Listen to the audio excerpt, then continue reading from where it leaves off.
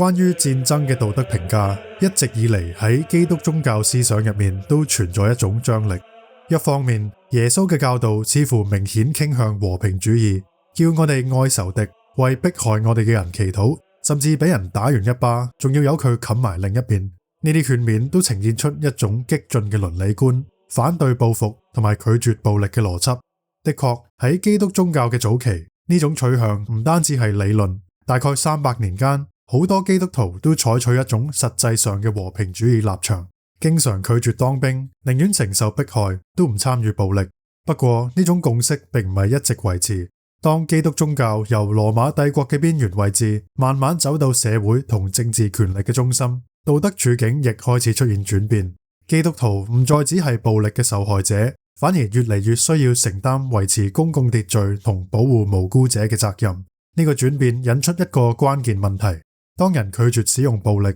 如果令到不公義嘅事情，例如犯罪、暴亂或者侵略，得以無阻發展，咁樣嘅選擇會唔會反而成為一種道德失敗？正正喺呢個背景底下，第4世紀嘅希波聖奧斯定提出咗一個框架，對之後基督宗教嘅反思產生咗深遠嘅影響。佢部分借鑒咗哲學家西塞羅等人嘅古典思想，主張如果武力係喺合法權威之下使用，而且目標係恢復和平，咁就未必違反不可殺人嘅誡命。喺呢個理解入面，暴力本身唔係天然正當，但如果係為咗社會正義嘅需要，就可能喺道德上被容忍。之後好似聖杜茂阿圭納嘅神學家進一步完善同系統化呢種論證，運用經院哲學方法，更精確咁界定喺咩情況底下戰爭先可以被視為符合倫理標準。隨住時間推進，呢套思想逐漸發展，最終成為今日所講嘅正義戰爭教義。呢個理論喺當代最具權威嘅表述，可以見於天主教教理第2309段。教會喺呢度提出4個戰爭喺道德上可以成立嘅基本條件。第一，侵略者對國家或者國際社會所造成嘅傷害必須係持續、嚴重同埋確定。第二，訴諸武力以外嘅其他一切辦法已經被證明係不切實際或者無效。第三，必須有成功嘅合理可能。同埋第四，訴諸武力唔可以招致比要剷除嘅惡更大嘅混亂。呢啲準則雖然表面上相當簡潔，但其實總括咗一個更加廣泛同細緻嘅傳統。正義戰爭教義通常會分為2個範疇： Jus ad bellum 決定開戰嘅準則，同埋 Jus in bello 戰爭中行為嘅準則。喺 Jus ad bellum 入面仲發展出其他條件，例如正當理由、最後手段、成功機率同埋比例性。而 Jus in bello 則強調要分辨戰鬥人員同非戰鬥人員，用武力嘅時候要合乎比例，以及禁止本質上邪惡嘅手段，例如酷刑或者蓄意攻擊平民等。整體嚟講，呢啲原則唔係用嚟將戰爭合理化，而係為戰爭加上嚴格嘅道德限制。暴力從來都唔被視為一種善，最多只係喺一個墮落世界入面被迫接受嘅一種悲劇性需要。值得留意嘅係，教理亦強調點樣應用呢啲原則係屬於負責公共利益者嘅審慎判斷。呢一點令到任何道德評估都變得更加複雜。正義戰爭教義提供咗一個分析工具，但唔會自動產生一致嘅結論。相反，佢要求人仔細解讀現實情況，權衡唔同嘅利益同傷害，並且喺不確定嘅狀態之下作出嚴峻嘅決定。當呢個框架用喺當代衝突，例如而家嘅伊朗戰事，當中嘅複雜性就變得更加明顯。喺天主教討論入面，對呢場衝突嘅評估出現咗分歧。即使大家接受同一套教義，因為對事實同應用嘅判斷唔同，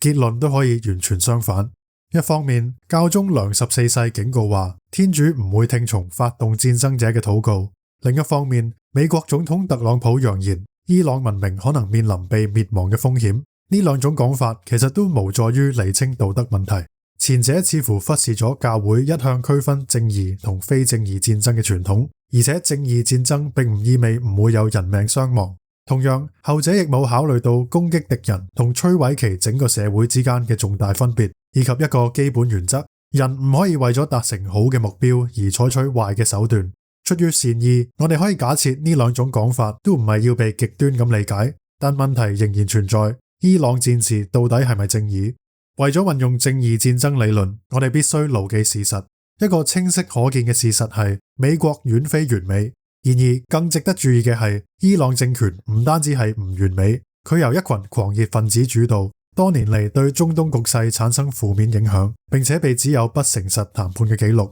我哋亦要駁斥相對主義者同埋道德等同論嘅觀點。恐怖分子並唔只係換咗標籤嘅自由戰士，而伊朗政府之所以被稱為恐怖主義政權，係因為佢經常以無辜平民同非戰鬥人員作為目標，公開宣揚仇恨同死亡，並且向其他國家嘅武裝組織提供資金。當然，要令針對伊朗嘅軍事行動具有正義性，單單因為嗰個國家嘅領導層由極其邪惡嘅人組成並唔足夠。我哋而家就依照教義所提出嘅一系列條件，逐一檢視發動呢場戰爭喺道德上係咪成立。正方嘅觀點認為，對伊朗使用武力喺 jus ad bellum 之下係恰當。支持者強調伊朗政權所構成嘅危機，包括支援代理恐怖組織、長期破壞地區和平以及持續發展核武。從呢個角度睇，防止一個可能擁有大規模毀滅能力嘅政權被視為足夠嚴重同確定嘅威脅，從而滿足正當理由嘅要求。同時，軍事行動亦被理解為符合教義嘅動機，唔係為咗征服或者報復，而係旨在恢復一個更穩定同公義嘅國際秩序。至於最後手段，支持者主要以外交努力失敗作為證據。長期談判被視為冗長而缺乏成效，甚至成為拖延策略，使伊朗得以一邊維持對話，一邊推進軍事發展。因此，最後手段唔係指再冇任何對話可能，而係指喺合理判斷之下，進一步談判已經唔會帶嚟實質轉變，從而令武力被視為必要選項。成功機率方面，則被較狹義咁理解。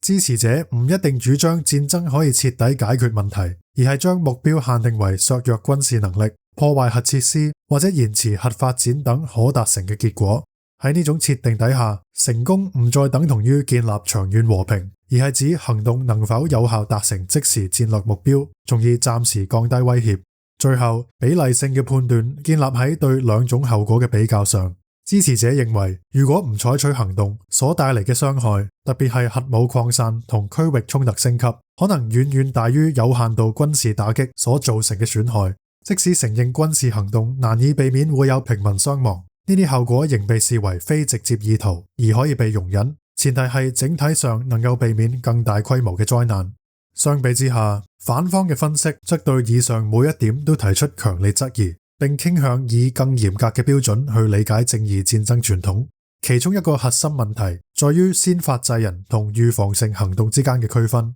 前者係針對一個即將發生嘅攻擊，因此喺傳統上被視為有可能合理，但後者係針對未來有機會出現嘅威脅，性質上更加不確定，亦更容易被濫用。批評者指出，雖然伊朗嘅核發展同區域行為確實構成真實風險，但公開資料並未能清楚證明威脅已經達到迫在眉睫嘅程度。如果威脅只屬潛在而非刻不容緩，正當理由嘅道德基礎就會被明顯削弱。再者，最後手段嘅要求亦受到更細緻嘅審查。反方並唔否認外交努力長期以嚟成效有限，但問題唔單止係談判有冇失敗，而係喺作出開戰決定嗰一刻，戰爭係咪真係無可避免呢？換言之，呢個標準區分咗談判多次受挫同談判已經走到盡頭。如果當時依然存在可行嘅外交空間，或者有退路被繞過，咁訴諸武力就未必可以被視為最後嘅選擇。從外界可見嘅情況嚟睇，呢一點至少仍然存疑。至於成功機率，反方則強調必須從長遠政治結果去理解，而唔係停留喺短期成效。即使軍事行動可以成功打擊既定目標，問題係呢啲行動最終能否帶嚟一個更穩定同公義嘅和平？中東過去嘅經驗顯示，軍事介入往往會引發連鎖反應，包括地區升級、代理人報復，甚至牽動大國角力，而呢啲後果未必能夠被有效控制。更深一層嘅問題係，即使核能力被暫時削弱，推動相關政策嘅意識形態仍然存在，甚至可能因為戰爭而被進一步強化。歷史經驗亦證明，一個受挫但繼續操作嘅政權唔會變得溫和，反而更可能愈趨強硬。因此，所謂成功喺呢個層面上仍然充滿不確定性。不過，最集中而有力嘅反對落喺比例性呢一點上。正義戰爭傳統要求喺作出決定之前，必須誠實評估所有可以合理預見嘅後果，而唔係只考慮理想情況。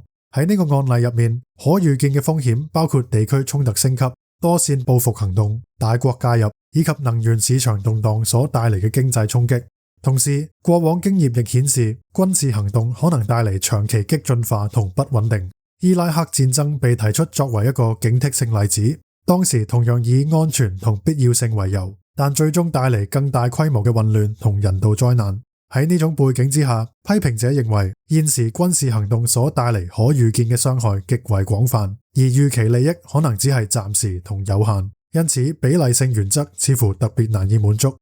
總括嚟講，以上兩種相反分析顯示，正義戰爭理論應用於當代武裝衝突並唔容易。雙方其實都係依循同一套道德框架，但由於對事實判斷同標準理解存在差異，最終得出截然不同嘅結論。呢種分歧反映出正義戰爭傳統嘅限制，佢唔係一套可以自動生成答案嘅公式，而係一種引導道德推理嘅方法。因此，對當代衝突作出確定判斷必須極為謹慎。教理亦提醒，涉及戰爭同武力決策屬於公共權力承擔者嘅責任，因為佢哋掌握更完整嘅情報。然而，呢種分工並唔代表一般人可以放棄道德思考。相反，我哋仍然要誠實面對資訊，檢視證據，並承認自身知識嘅限度。最終，呢個傳統唔係為戰爭提供解決方案，而係為戰爭劃定界線。佢既反對輕率使用武力，亦拒絕完全否定一切暴力嘅可能，要求作出克制而嚴格嘅道德審視。喺呢個張力之中，佢保留咗基督宗教一個核心信念：和平始終係政治生活嘅最終目標。即使喺悲劇現實之中，人仍然可能被迫以武力作為手段去達成。如果你覺得呢條片有幫助，記得點讚同訂閱。多謝大家收睇，我哋下一集再見。主佑。